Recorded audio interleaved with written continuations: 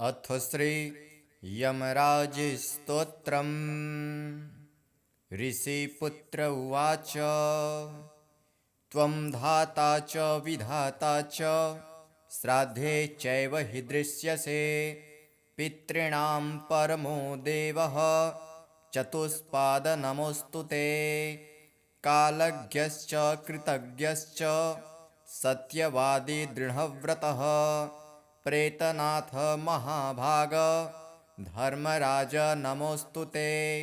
कर्तारायिता चैव भूतभव्य भवत्प्रभो। पावको मोहनश्चैव संक्षेपो विस्तरस्तथा। दण्डपाणे विरूपाक्ष पाशहस्त नमोऽस्तु ते। आदित्यसदृशाकार सर्वजीवहर प्रभो। कृष्णवर्ण दुराधर्ष तैलरूप नमोऽस्तु ते। मार्तण्ड सदृश श्रीमान् मार्तण्ड समतेजसा। हव्यकव्यवह त्वं हि प्रभविष्णु नमोऽस्तु ते। पापहन्ता व्रती श्राद्धे नित्ययुक्तो महातपः। एकदृग् बहुदृग् भूत्वा कालमृत्यो नमोऽस्तु ते। क्वचिदण्डे क्वचिमुण्डे क्वचित् कालो दुरासदः। क्वचित् बालः क्वचित् वृद्धः क्वचित् रौद्र नमोऽस्तु ते। त्वया विराजितो लोकः शासता धर्महेतनु। प्रत्यक्षं दृश्यते देव त्वदीना न च सिध्यते। देवानां परमं दैव तपसां परमं तपः। जपानां परमं जप्यं त्वक्तः चान्यो न दृश्यते। ऋषयो वा ततः क्रुद्ध्वा हतबन्धुसुहृज्जनः। पतिव्रतास्तु या नार्यो दुःखिता तपसि स्थिता। नक्त्वा सक्ता इह स्थानात् पातनाय कदाचन। तस्मात् त्वं सर्वदेवेषु एको धर्मभूताम्बरः। कृतज्ञः सत्यवादी च सर्वभूतहिते रतः। अथ श्री यमुनाकवच। सौभरि उवाच। ध्यानं यमुनानायश्च कवचं सर्वसाक्षकरं नृणां। चतुष्पदार्थदं साक्षात् शृणुराजन्महामते। कृष्णां चतुर्भुजां पुण्डरीकदलेक्षणां।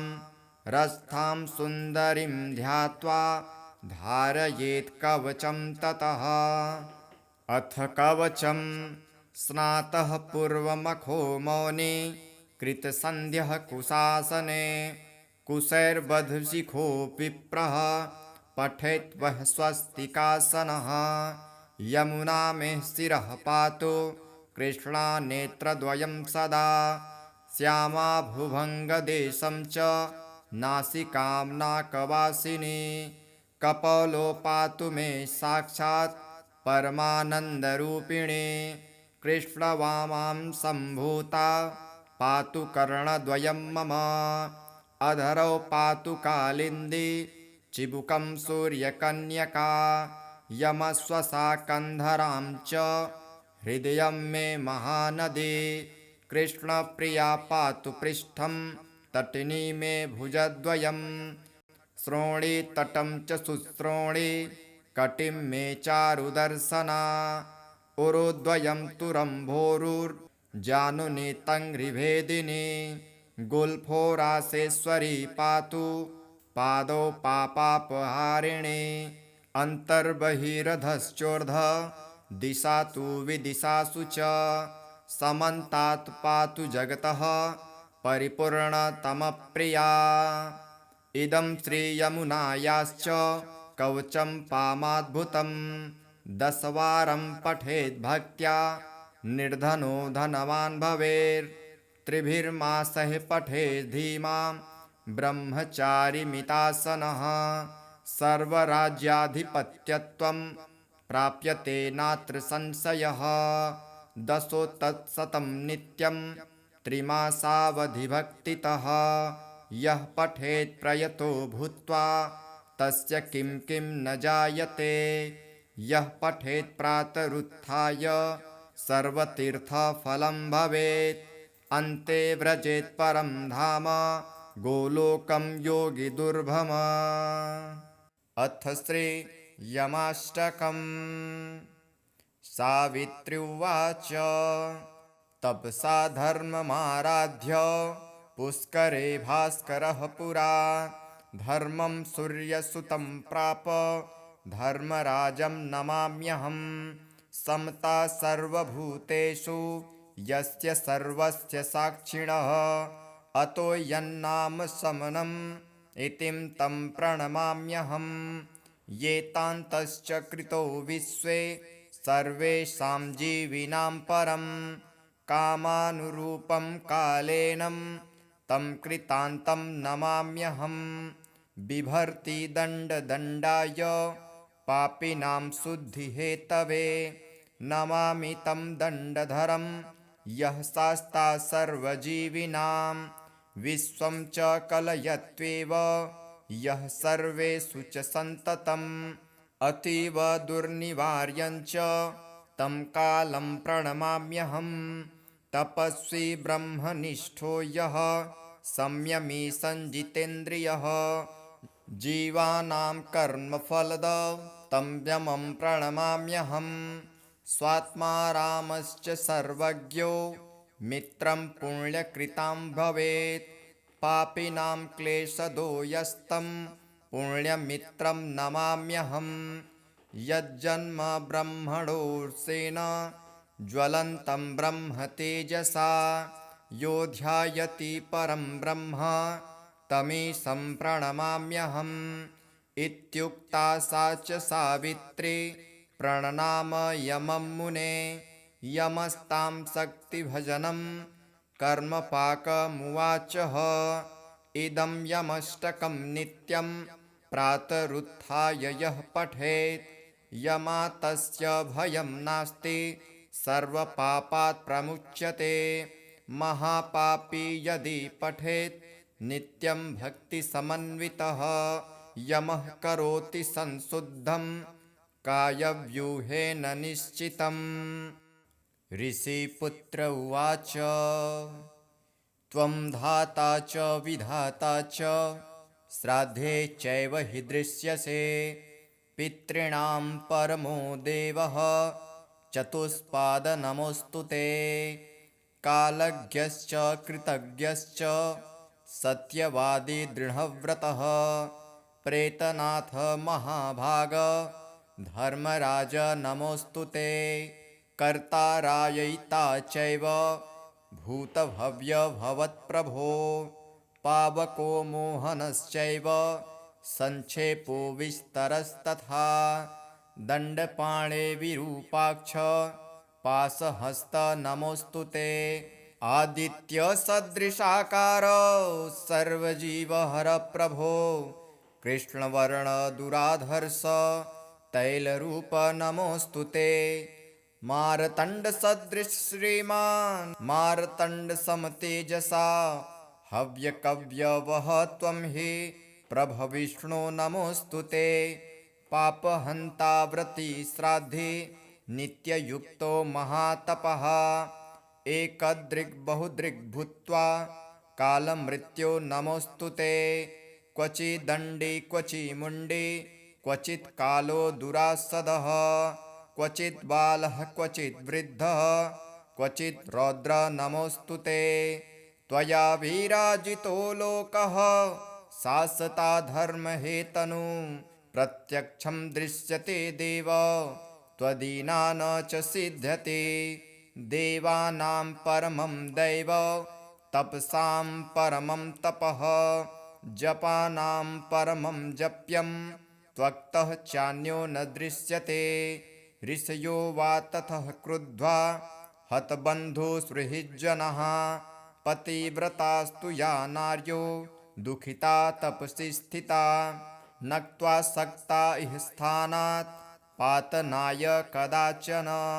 तस्मात् त्वं सर्वदेवेषु एको धर्मभूताम्बरः कृतज्ञः सत्यवादी च सर्वभूतहिते रतः।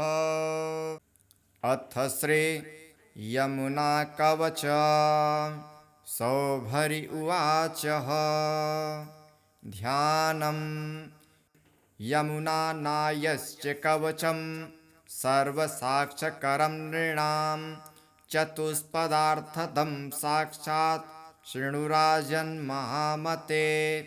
कृष्णां चतुर्भुजां पुण्डरीकदलेक्षणां रस्थां सुन्दरीं ध्यात्वा धारयेत् कवचं ततः। अथ कवचं स्नातः पूर्वमखो मौनी कृतसन्ध्यः कुशासने कुशैर्बधशिखो विप्रः पठेत् वः स्वस्तिकासनः। यमुना मे शिरः पातु कृष्णा नेत्रद्वयं सदा श्यामा भुभङ्गदेशं च नासिकां नाकवासिनी। कपोलो पातु मे साक्षात् परमानन्दरूपिणी कृष्णवामां सम्भूता पातु कर्णद्वयं मम। अधरौ पातु कालिन्दी चिबुकं सूर्यकन्यका यमस्वसा कन्धरां च हृदयं मे महानदी। कृष्णप्रिया पातु पृष्ठं तटिनी मे भुजद्वयं श्रोणीतटं च शुश्रोणी कटिं मे चारुदर्शना। उरुद्वयं तु रम्भोरुर्जानुनी तङ्घ्रिभेदिनी गुल्फोरासेश्वरी पातु पादौ पापापहारिणी। अन्तर्बहिरधश्चोर्ध दिशा तु विदिशासु च समन्तात् पातु जगतः परिपूर्णतमप्रिया। इदं श्रीयमुनायाश्च कवचं पामाद्भुतं 10 वारं पठेद् भक्त्या निर्धनो धनवान् भवेत्। त्रिभिर्मासैः पठेद् धीमां ब्रह्मचारिमितासनः सर्वराज्याधिपत्यत्वं प्राप्यते नात्र संशयः।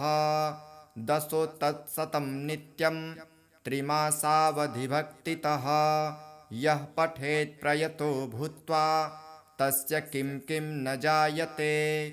यः पठेत् प्रातरुत्थाय सर्वतीर्थफलं भवेत् अन्ते व्रजेत् परं धाम गोलोकं योगिदुर्भम। अथ श्री यमाष्टकम् सावित्री उवाच तपसा धर्ममाराध्य पुष्करे भास्करः पुरा धर्मं सूर्यसुतं प्राप धर्मराजं नमाम्यहं। समता सर्वभूतेषु यस्य सर्वस्य साक्षिणः अतो यन्नाम समनम् इतिं तं प्रणमाम्यहं। येतान्तश्च कृतो विश्वे सर्वेषां जीविनां परं कामानुरूपं कालेनं तं कृतान्तं नमाम्यहं। बिभर्ति दण्डदण्डाय पापिनां शुद्धिहेतवे नमामि तं दण्डधरं यः शास्ता सर्वजीविनां विश्वं च कलयत्वेव यः सर्वेषु च सन्ततम् अतीव दुर्निवार्यं च तं कालं प्रणमाम्यहं। तपस्वी ब्रह्मनिष्ठो यः संयमी संजितेन्द्रियः जीवानां कर्मफलदं तं यमं प्रणमाम्यहं। स्वात्मा रामश्च सर्वज्ञो मित्रं पुण्यकृतां भवेत् पापिनां क्लेशदो यस्तं पुण्यमित्रं नमाम्यहं। यज्जन्म ब्रह्मणोऽर्षेण ज्वलन्तं ब्रह्म तेजसा यो ध्यायति परं ब्रह्म तमीशं प्रणमाम्यहम्। इत्युक्ता सा च सावित्री प्रणनाम यमं मुने यमस्तां शक्तिभजनं कर्मपाकमुवाचः। इदं यमष्टकं नित्यं प्रातरुत्थाय यः पठेत् यमातस्य भयं नास्ति सर्वपापात् प्रमुच्यते। महापापी यदि पठेत् नित्यं भक्तिसमन्वितः यमः करोति संशुद्धं कायव्यूहेन निश्चितम्। ऋषिपुत्र उवाच त्वं धाता च विधाता च श्राद्धे चैव हि दृश्यसे। पितॄणां परमो देवः चतुष्पाद नमोऽस्तु ते। कालज्ञश्च कृतज्ञश्च सत्यवादी दृढव्रतः प्रेतनाथ महाभाग धर्मराज नमोऽस्तु ते। कर्तारायिता चैव भूतभव्यभवत्प्रभो पावको मोहनश्चैव संक्षेपो विस्तरस्तथा। दण्डपाणे विरूपाक्ष पाशहस्त नमोऽस्तु ते। आदित्यसदृशाकार सर्वजीवहर प्रभो कृष्णवर्ण दुराधर्ष तैलरूप नमोऽस्तु ते। मार्तण्डसदृश श्रीमान् मार्तण्डसमतेजसा हव्यकव्यवः त्वं हि प्रभविष्णो नमोऽस्तु ते। पापहन्ता व्रती श्राद्धे नित्ययुक्तो महातपः एकदृग् बहुदृग् भूत्वा कालमृत्यो नमोऽस्तु ते। क्वचिदण्डे क्वचिमुण्डे क्वचित् कालो दुरासदः क्वचित् बालः क्वचित् वृद्धः क्वचित् रौद्र नमोऽस्तु ते। त्वया विराजितो लोकः शासता धर्महेतनु प्रत्यक्षं दृश्यते देव त्वदीना न च सिद्ध्यते। देवानां परमं दैव तपसां परमं तपः जपानां परमं जप्यं त्वक्तः चान्यो न दृश्यते। ऋषयो वा ततः क्रुद्ध्वा हतबन्धुसुहृज्जनः पतिव्रतास्तु या नार्यो दुःखिता तपसि स्थिता नक्त्वा सक्ता इह स्थानात् पातनाय कदाचन। तस्मान् त्वं सर्वदेवेषु एको धर्मभूताम्बरः कृतज्ञः सत्यवादी च सर्वभूतहिते रतः। अथ श्री यमुनाकवच सौभरि उवाच ध्यानं यमुनानायश्च कवचं सर्वसाक्षकरं नृणां चतुष्पदार्थदं साक्षात् शृणुराजन्महामते। कृष्णां चतुर्भुजां पुण्डरीकदलेक्षणां रस्थां सुन्दरीं ध्यात्वा धारयेत् कवचं ततः। अथ कवचं स्नातः पूर्वमखो मौनि कृतसन्ध्यः कुशासने कुशैर्बद्धशिखो विप्रः पठेत् वः स्वस्तिकासनः।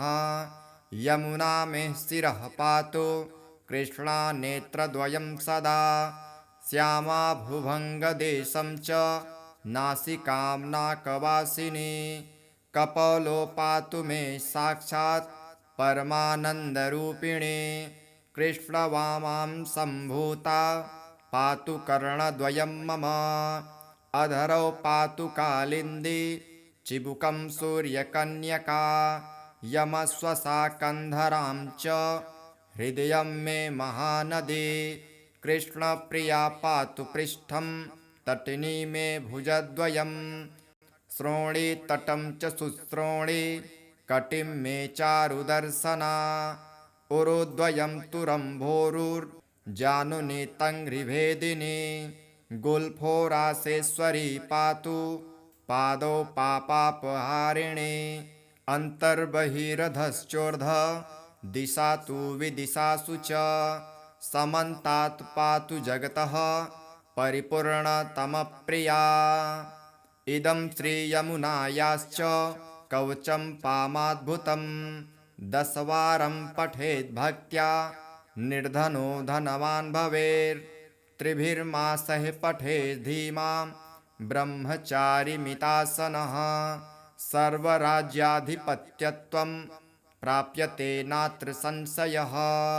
दशो तत्शतं नित्यं त्रिमासावधिभक्तितः यः पठेत् प्रयतो भूत्वा तस्य किं किं न जायते। यः पठेत् प्रातरुत्थाय सर्वतीर्थफलं भवेत् अन्ते व्रजेत् परं धाम गोलोकं योगिदुर्भम। अथ श्री यमाष्टकम्। सावित्री उवाच तपसा धर्ममाराध्य पुष्करे भास्करः पुरा धर्मं सूर्यसुतं प्राप धर्मराजं नमाम्यहम्। समता सर्वभूतेषु यस्य सर्वस्य साक्षिणः अतो यन्नाम समनम् इतिं तं प्रणमाम्यहम्। एतान्तश्च कृतो विश्वे सर्वेषां जीविनां परं कामानुरूपं कालेनं तं कृतान्तं नमाम्यहम्। बिभर्ति दण्डदण्डाय पापिनां शुद्धिहेतवे नमामि तं दण्डधरं यः शास्ता सर्वजीविनां विश्वं च कलयत्वेव यः सर्वेषु च सन्ततम् अतीव दुर्निवार्यञ्च तं कालं प्रणमाम्यहम्। तपस्वी ब्रह्मनिष्ठो यः संयमी संजितेन्द्रियः जीवानां कर्मफलदं तं यमं प्रणमाम्यहम्। स्वात्मा रामश्च सर्वज्ञो मित्रं पुण्यकृतां भवेत् पापिनां क्लेशदो यस्तं पुण्यमित्रं नमाम्यहम्। यज्जन्म ब्रह्मणोऽर्षेण ज्वलन्तं ब्रह्म तेजसा यो ध्यायति परं ब्रह्म तमीशं प्रणमाम्यहम्।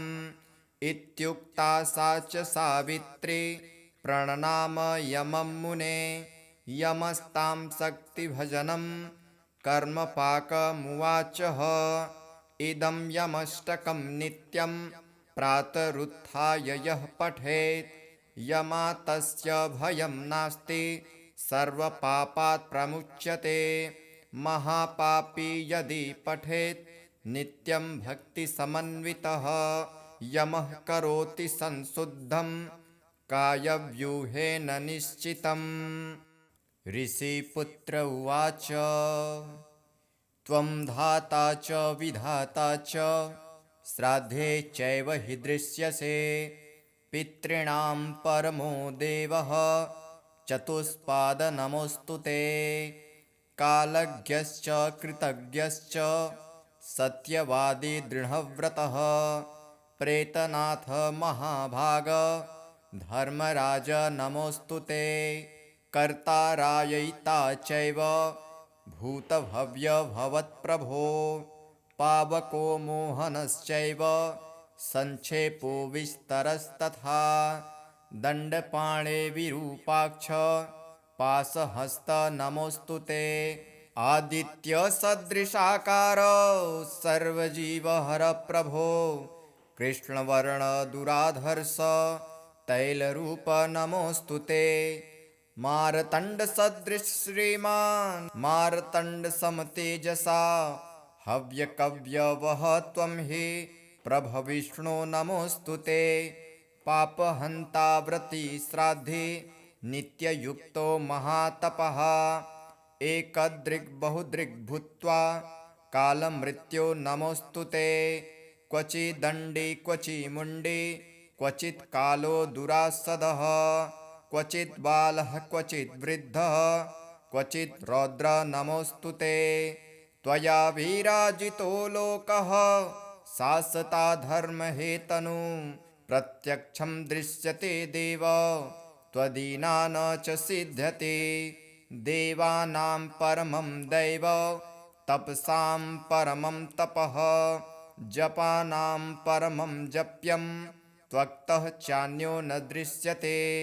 ऋषयो वा ततः क्रुद्ध्वा हतबन्धुसुहृज्जनः पतिव्रतास्तु या नार्यो दुःखिता तपसि स्थिता नक्त्वा सक्ता इह स्थानात् पातनाय कदाचन तस्मात् त्वं सर्वदेवेषु एको धर्मभूताम्बरः कृतज्ञः सत्यवादी च सर्वभूतहिते रतः। अथ श्री यमुनाकवच सौभरि उवाच ध्यानं यमुनानायश्च कवचं सर्वसाक्षकरं नृणां चतुष्पदार्थदं साक्षात् शृणुराजन्महामते कृष्णां चतुर्भुजां पुण्डरीकदलेक्षणां रस्थां सुन्दरीं ध्यात्वा धारयेत् कवचं ततः। अथ कवचं स्नातः पूर्वमखो मौनि कृतसन्ध्यः कुशासने कुशैर्बधशिखो विप्रः पठेत् वः स्वस्तिकासनः यमुना मे शिरः पातु कृष्णा नेत्रद्वयं सदा श्यामा भुभङ्गदेशं च नासिकां नाकवासिनी कपोलो पातु मे साक्षात् परमानन्दरूपिणी कृष्णवामां सम्भूता पातु कर्णद्वयं मम अधरौ पातु कालिन्दी चिबुकं सूर्यकन्यका यमश्वसा कन्धरां च हृदयं मे महानदी कृष्णप्रिया पातु पृष्ठं तटिनी मे भुजद्वयं श्रोणी तटं च शुश्रोणी कटिं मे चारुदर्शना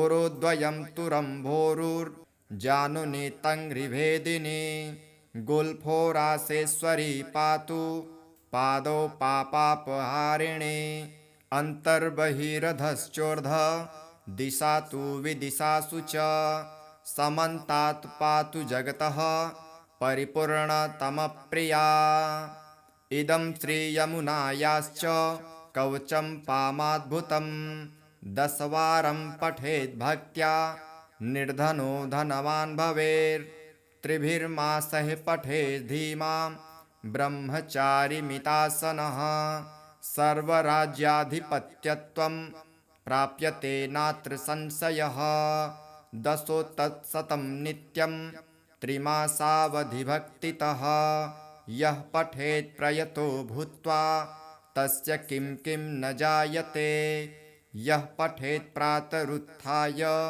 सर्वतीर्थफलं भवेत् अन्ते व्रजेत् परं धाम गोलोकं योगिदुर्भम।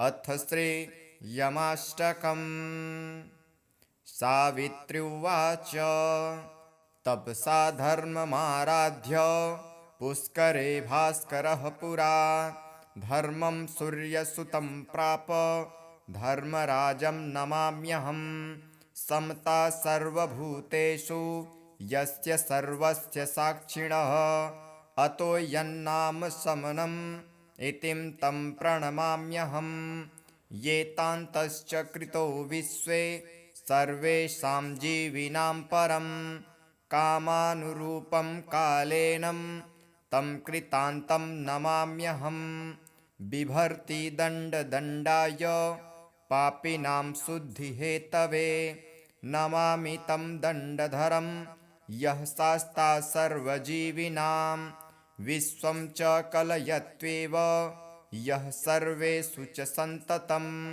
अतीव दुर्निवार्यं च तं कालं प्रणमाम्यहं तपस्वी ब्रह्मनिष्ठो यः संयमी संजितेन्द्रियः जीवानां कर्मफलदं तं यमं प्रणमाम्यहं स्वात्मा रामश्च सर्वज्ञो मित्रं पुण्यकृतां भवेत् पापिनां क्लेशदो यस्तं पुण्यमित्रं नमाम्यहं यज्जन्म ब्रह्मणोऽर्षेण ज्वलन्तं ब्रह्म तेजसा यो ध्यायति परं ब्रह्म तमीशं प्रणमाम्यहम् इत्युक्ता सा च सावित्री प्रणनाम यमं मुने यमस्तां शक्तिभजनं कर्मपाकमुवाचः। इदं यमष्टकं नित्यं प्रातरुत्थाय यः पठेत् यमातस्य भयं नास्ति सर्वपापात् प्रमुच्यते। महापापी यदि पठेत् नित्यं भक्तिसमन्वितः यमः करोति संशुद्धं कायव्यूहेन निश्चितम्। ऋषिपुत्र उवाच त्वं धाता च विधाता च श्राद्धे चैव हि दृश्यसे। पितॄणां परमो देवः चतुष्पाद नमोऽस्तु ते। कालज्ञश्च कृतज्ञश्च सत्यवादी दृढव्रतः प्रेतनाथ महाभाग धर्मराज नमोऽस्तु ते। कर्तारायिता चैव भूतभव्य भवत्प्रभो पावको मोहनश्चैव संक्षेपो विस्तरस्तथा। दण्डपाणे विरूपाक्ष पाशहस्त नमोऽस्तु ते। आदित्यसदृशाकार सर्वजीवहर प्रभो कृष्णवर्णदुराधर्ष तैलरूप नमोऽस्तु ते। मार्तण्डसदृश श्रीमान् मार्तण्डसमतेजसा हव्यकव्यवः त्वं हि प्रभविष्णो नमोऽस्तु ते। पापहन्ता व्रती श्राद्धे नित्ययुक्तो महातपः एकदृग्बहुदृग् भूत्वा कालमृत्यो नमोऽस्तु ते। क्वचिदण्डी क्वचिमुण्डी क्वचित् कालो दुरासदः क्वचित् बालः क्वचित् वृद्धः क्वचित् रौद्र नमोऽस्तु ते। त्वया विराजितो लोकः शासता धर्महेतनु प्रत्यक्षं दृश्यते देव त्वदीना न च सिद्ध्यते। देवानां परमं दैव तपसां परमं तपः जपानां परमं जप्यं त्वक्तः चान्यो न दृश्यते। ऋषयो वा ततः क्रुद्ध्वा हतबन्धुसुहृज्जनः पतिव्रतास्तु या नार्यो दुःखिता तपसि स्थिता नक्त्वा सक्ता इह स्थानात् पातनाय कदाचन। तस्मान् त्वं सर्वदेवेषु एको धर्मभूताम्बरः कृतज्ञः सत्यवादी च सर्वभूतहिते रतः। अथ श्री यमुनाकवच सौभरि उवाच ध्यानं यमुनानायश्च कवचं सर्वसाक्षकरं नृणां चतुष्पदार्थदं साक्षात् शृणुराजन्महामते। कृष्णां चतुर्भुजां पुण्डरीकदलेक्षणां रस्थां सुन्दरीं ध्यात्वा धारयेत् कवचं ततः। अथ कवचं स्नातः पूर्वमखो मौनि कृतसन्ध्यः कुशासने कुशैर्बधशिखो विप्रः पठेत् वः स्वस्तिकासनः। यमुना मे शिरः पातु कृष्णा नेत्रद्वयं सदा श्यामा भुभङ्गदेशं च नासिकां नाकवासिनी। कपोलो पातु मे साक्षात् परमानन्दरूपिणी। कृष्णवामां सम्भूता पातु कर्णद्वयं मम। अधरौ पातु कालिन्दी चिबुकं सूर्यकन्यका। यमश्वसा कन्धरां च हृदयं मे महानदी। कृष्णप्रिया पातु पृष्ठं तटिनी मे भुजद्वयम्। श्रोणी तटं च शुश्रोणी कटिं मे चारुदर्शना। उरुद्वयं तु रम्भोरुर्जानुनी तङ्घ्रिभेदिनी। गुल्फोरासेश्वरी पातु पादौ पापापहारिणी। अन्तर्बहिरधश्चोर्ध दिशा तु विदिशासु च। समन्तात् पातु जगतः परिपूर्णतमप्रिया।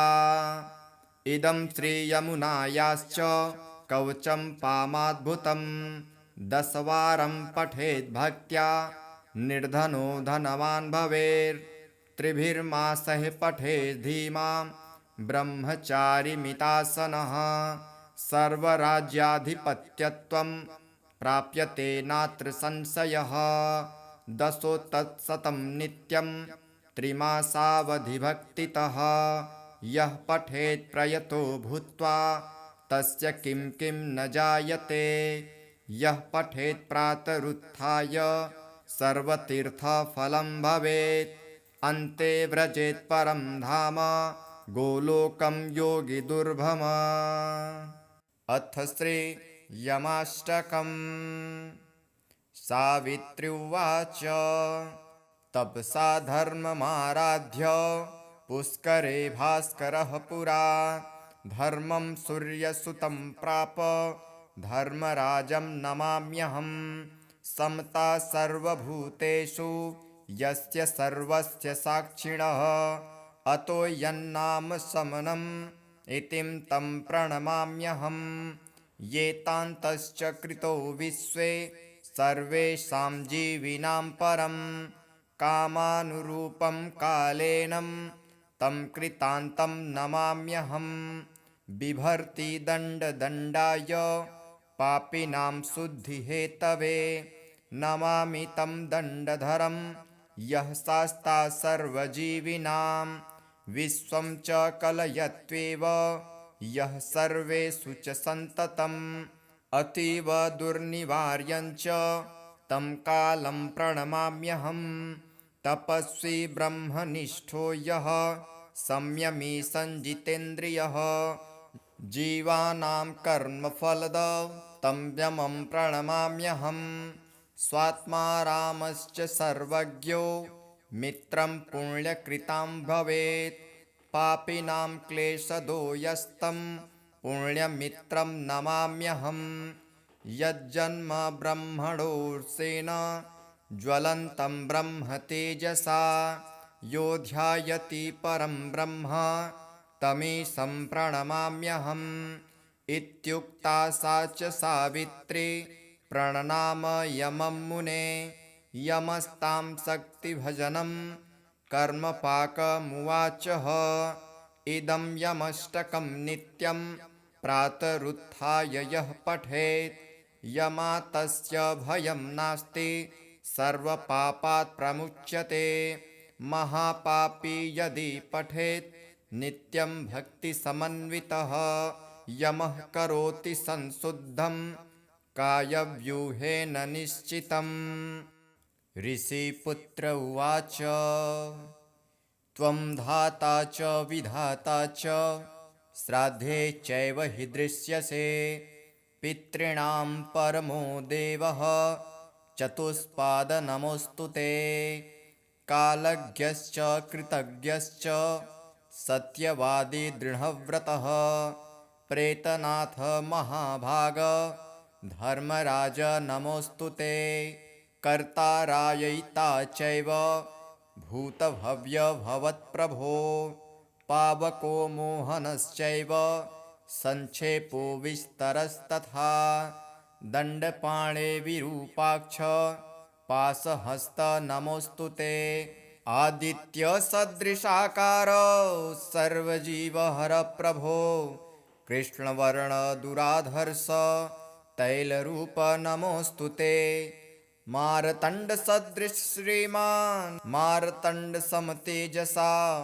हव्यकव्यवह त्वं हि प्रभविष्णो नमोऽस्तु ते पापहन्ता व्रती श्राद्धे नित्ययुक्तो महातपः एकदृग् बहुदृग् भूत्वा कालमृत्यो नमोऽस्तु ते क्वचिदण्डी क्वचिमुण्डी क्वचित् कालो दुरासदः क्वचित् बालः क्वचित् वृद्धः क्वचित् रौद्र नमोऽस्तु ते त्वया विराजितो लोकः शासता धर्महेतनु प्रत्यक्षं दृश्यते देव त्वदीना न च सिद्ध्यते देवानां परमं दैव तपसां परमं तपः जपानां परमं जप्यं त्वक्तः चान्यो न दृश्यते।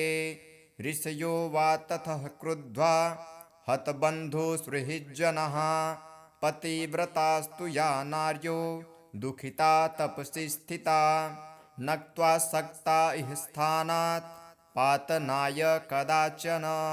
तस्मान्त्वं सर्वदेवेषु एको धर्मभूताम्बरः कृतज्ञः सत्यवादी च सर्वभूतहिते रतः। अथ श्री यमुनाकवच। सौभरि उवाच ध्यानं यमुनानायश्च कवचं सर्वसाक्षकरं नृणां चतुष्पदार्थदं साक्षात् शृणुराजन्महामते। कृष्णां चतुर्भुजां पुण्डरीकदलेक्षणां रस्थां सुन्दरीं ध्यात्वा धारयेत् कवचं ततः। अथ कवचं स्नातः पूर्वमखो मौनि कृतसन्ध्यः कुशासने कुशैर्बधशिखो विप्रः पठेत् वः स्वस्तिकासनः।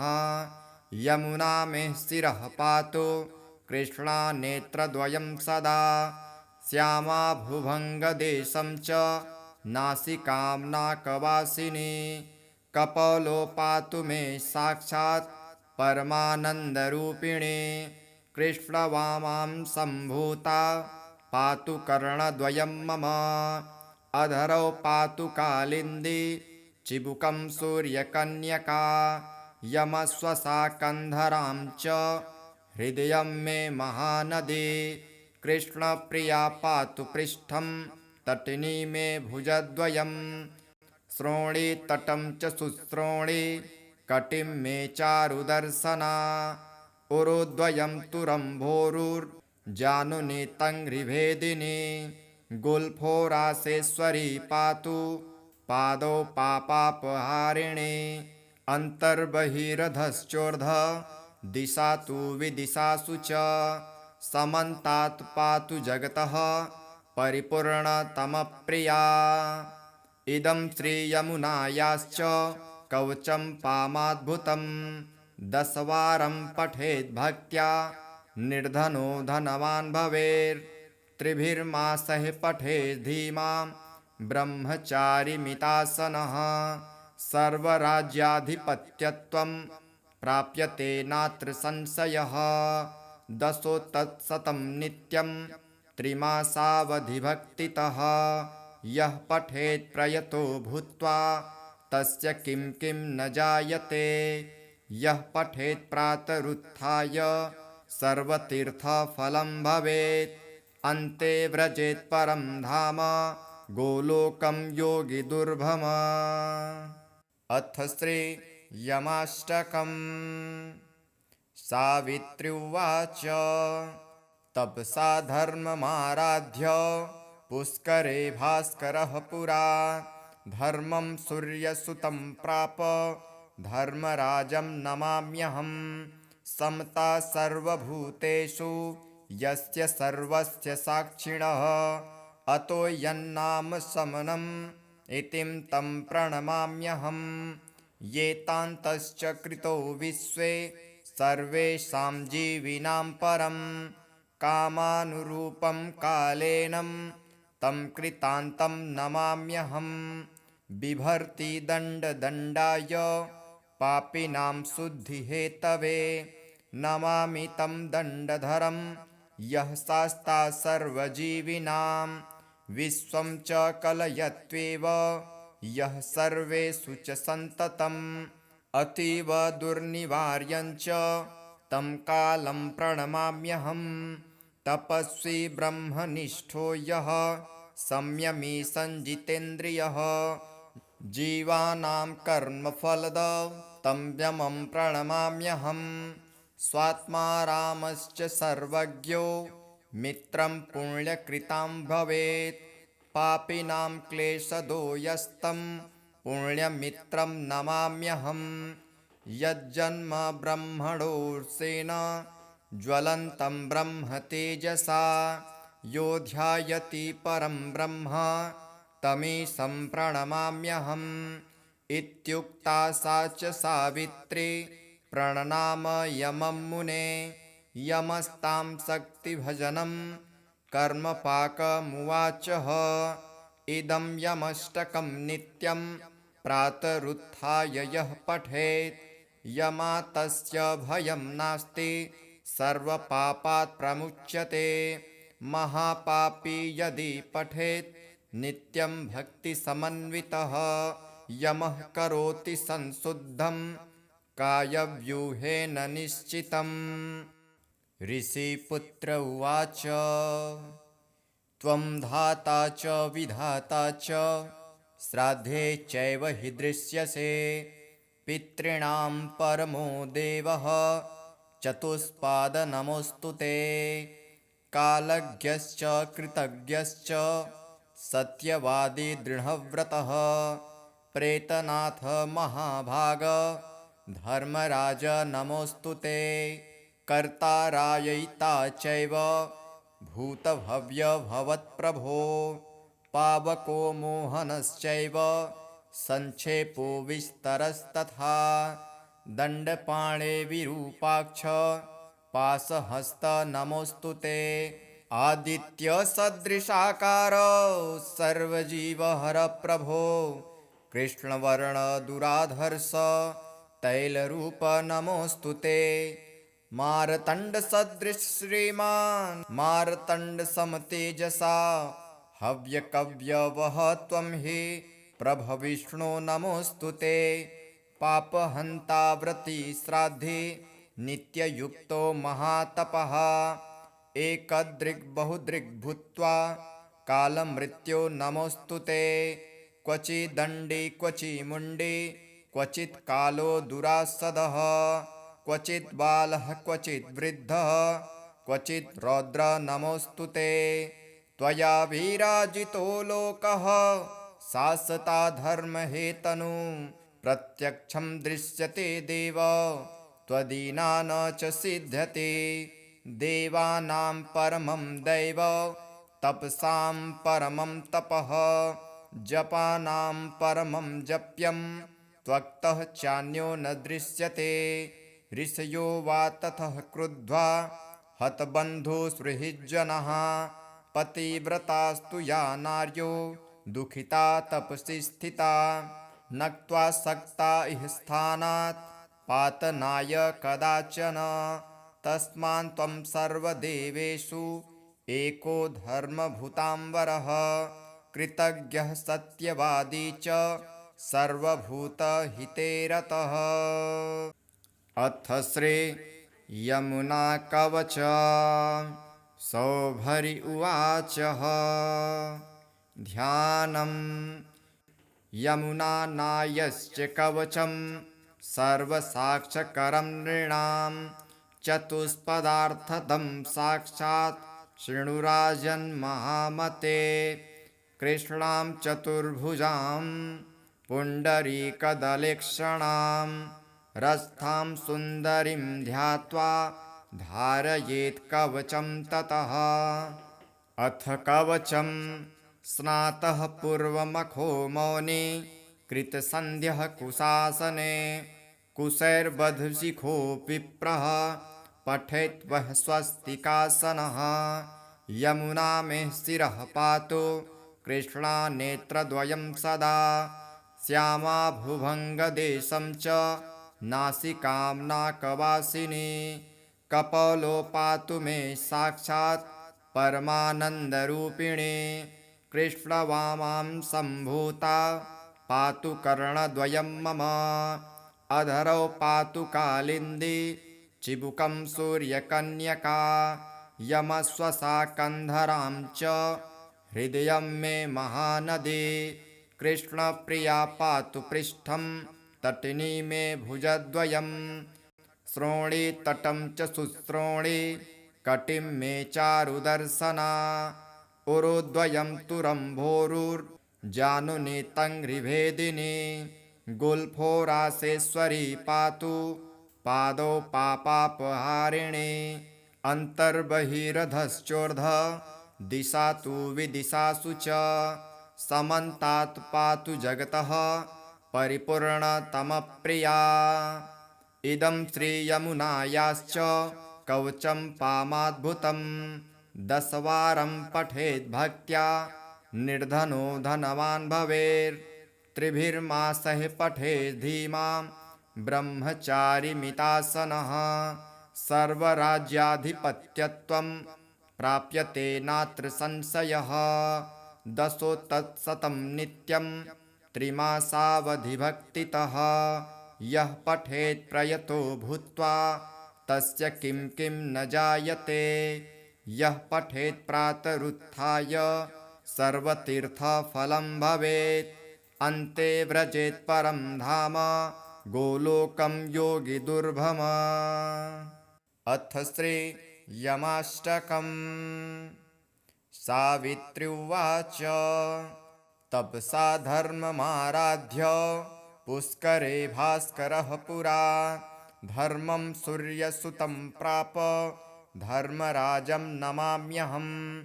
समता सर्वभूतेषु यस्य सर्वस्य साक्षिणः अतो यन्नाम समनम् इतिं तं प्रणमाम्यहम्। एतान्तश्च कृतो विश्वे सर्वेषां जीविनां परं कामानुरूपं कालेनं तं कृतान्तं नमाम्यहम्। बिभर्ति दण्डदण्डाय पापिनां शुद्धिहेतवे नमामि तं दण्डधरं यः शास्ता सर्वजीविनां। विश्वं च कलयत्वेव यः सर्वेषु च सन्ततम् अतीव दुर्निवार्यञ्च तं कालं प्रणमाम्यहम्। तपस्वी ब्रह्मनिष्ठो यः संयमी संजितेन्द्रियः जीवानां कर्मफलदं तं यमं प्रणमाम्यहम्। स्वात्मा रामश्च सर्वज्ञो मित्रं पुण्यकृतां भवेत् पापिनां क्लेशदो यस्तं पुण्यमित्रं नमाम्यहम्। यज्जन्म ब्रह्मणोऽर्षेण ज्वलन्तं ब्रह्म तेजसा यो ध्यायति परं ब्रह्म तमीशं प्रणमाम्यहम्।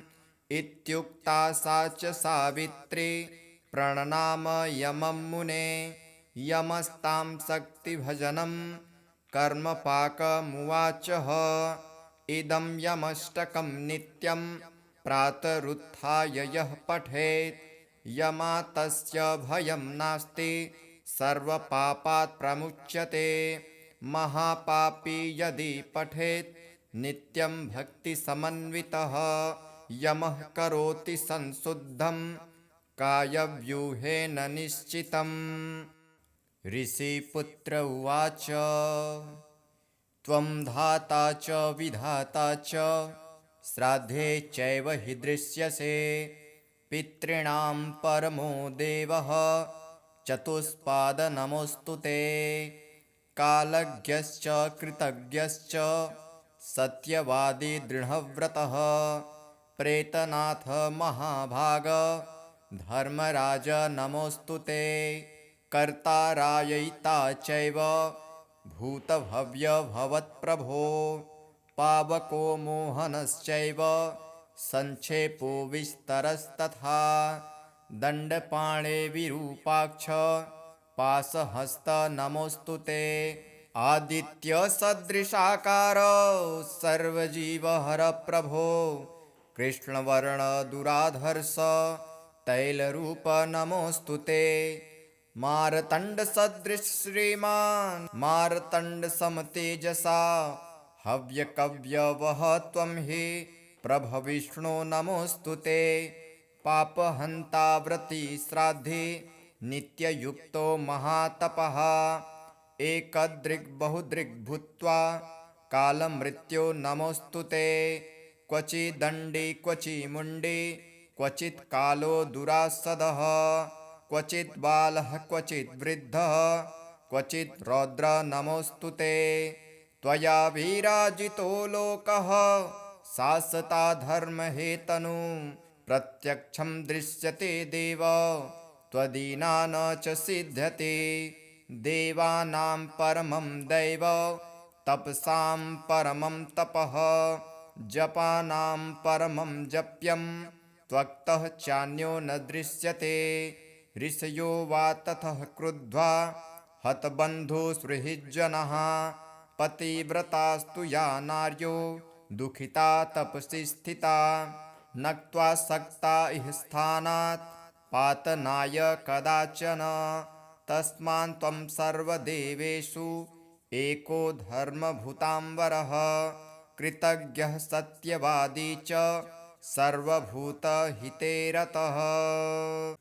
अथ श्री यमुनाकवच सौभरि उवाच ध्यानं यमुनानायश्च कवचं सर्वसाक्षकरं नृणां चतुष्पदार्थदं साक्षात् शृणुराजन्महामते।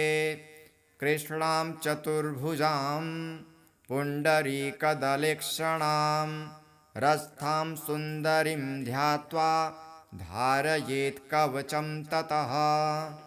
अथ कवचं स्नातः पूर्वमखो मौनी कृतसन्ध्यः कुशासने कुशैर्बधशिखो विप्रः पठेत् वः स्वस्तिकासनः। यमुना मे शिरः पातु कृष्णानेत्रद्वयं सदा श्यामा भुभङ्गदेशं च नासिकां नाकवासिनी। कपोलो पातु मे साक्षात् परमानन्दरूपिणी।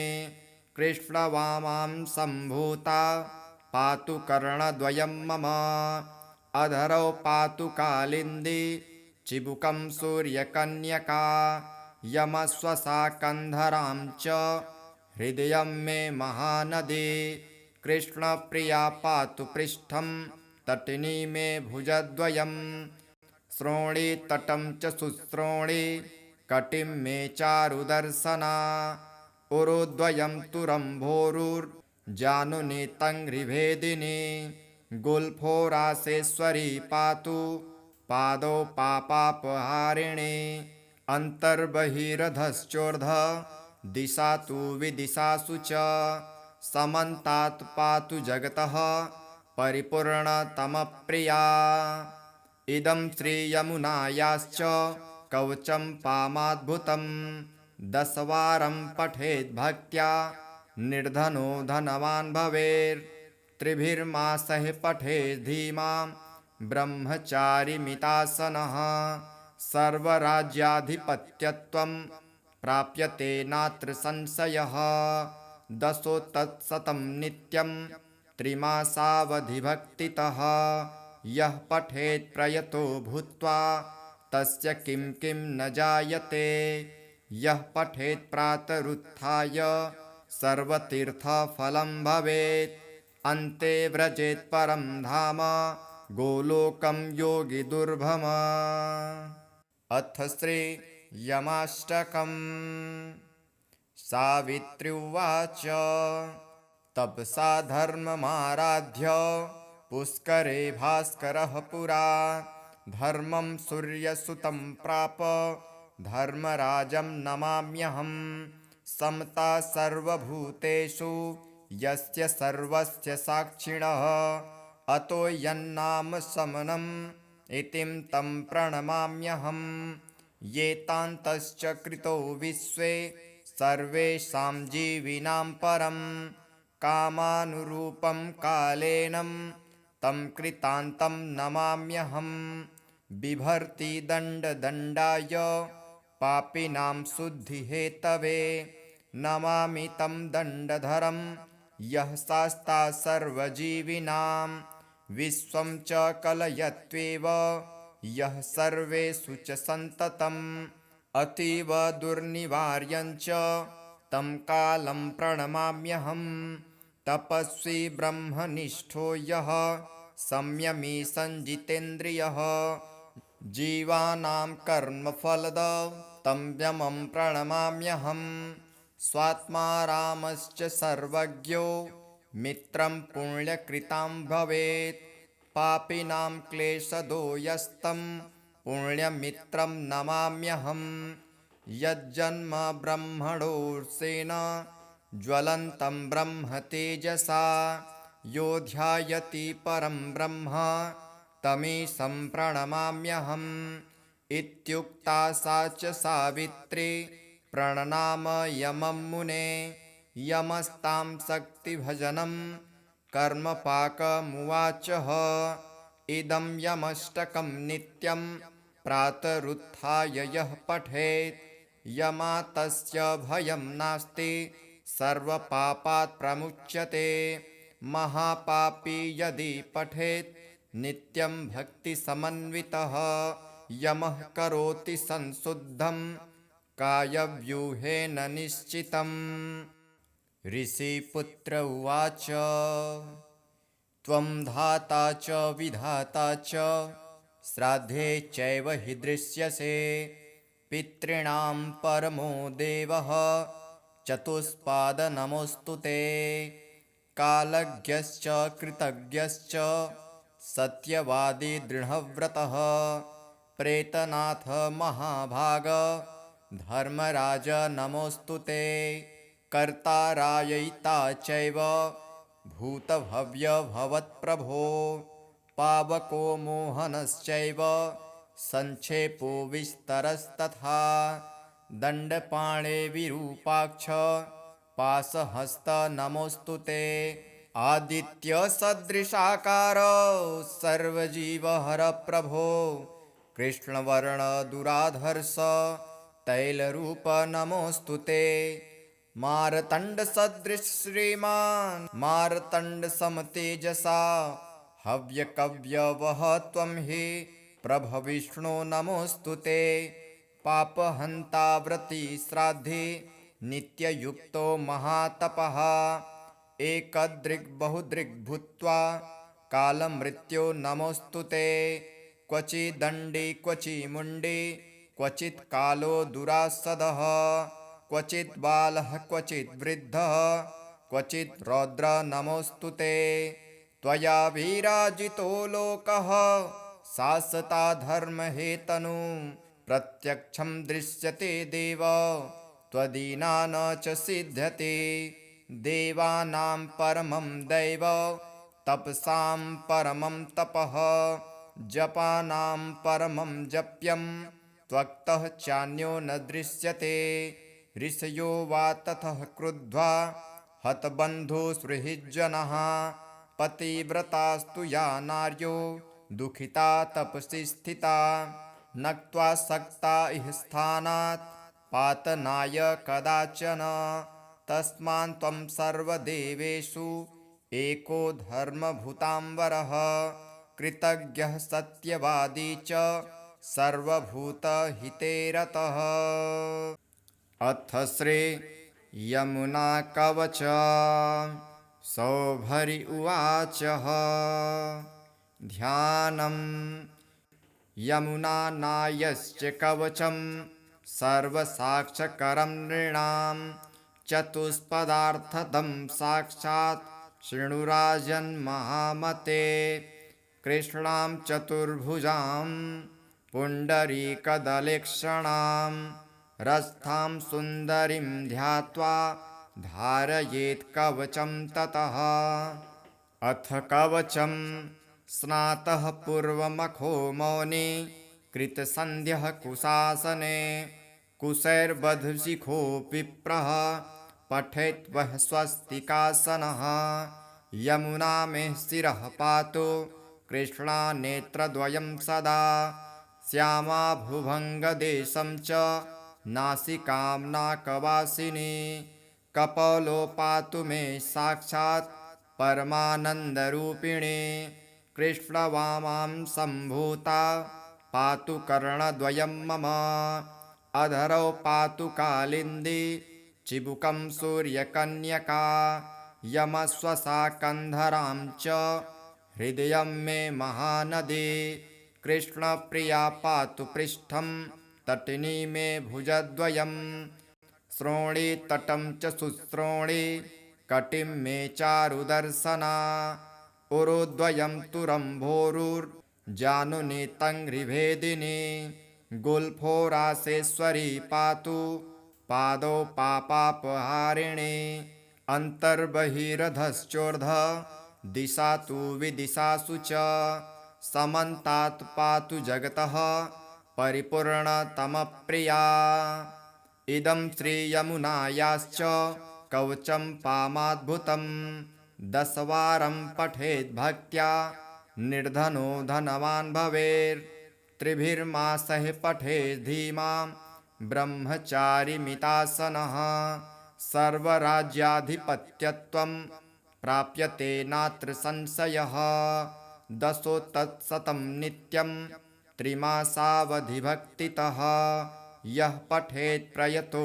भूत्वा तस्य किं किं न जायते यः पठेत् प्रातरुत्थाय सर्वतीर्थफलं भवेत् अन्ते व्रजेत् परं धाम गोलोकं योगिदुर्भम अथ श्री यमाष्टकम् सावित्री उवाच तपसा धर्ममाराध्य पुष्करे भास्करः पुरा धर्मं सूर्यसुतं प्राप धर्मराजं नमाम्यहं समता सर्वभूतेषु यस्य सर्वस्य साक्षिणः अतो यन्नाम समनम् इतिं तं प्रणमाम्यहं येतान्तश्च कृतो विश्वे सर्वेषां जीविनां परं कामानुरूपं कालेनं तं कृतान्तं नमाम्यहं बिभर्ति दण्डदण्डाय पापिनां शुद्धिहेतवे नमामि तं दण्डधरं यः शास्ता सर्वजीविनां विश्वं च कलयत्वेव यः सर्वेषु च सन्ततम् अतीव दुर्निवार्यञ्च तं कालं प्रणमाम्यहं तपस्वी ब्रह्मनिष्ठो यः संयमी संजितेन्द्रियः जीवानां कर्मफलदं तं यमं प्रणमाम्यहं स्वात्मा रामश्च सर्वज्ञो मित्रं पुण्यकृतां भवेत् पापिनां क्लेशदो यस्तं पुण्यमित्रं नमाम्यहं यज्जन्म ब्रह्मणोऽर्षेण ज्वलन्तं ब्रह्म तेजसा यो ध्यायति परं ब्रह्म तमीशं प्रणमाम्यहम् इत्युक्ता सा च सावित्री प्रणनाम यमं मुने यमस्तां शक्तिभजनं कर्मपाकमुवाचः इदं यमष्टकं नित्यं प्रातरुत्थाय यः पठेत् यमातस्य भयं नास्ति सर्वपापात् प्रमुच्यते महापापी यदि पठेत् नित्यं भक्तिसमन्वितः यमः करोति संशुद्धं कायव्यूहेन निश्चितम्।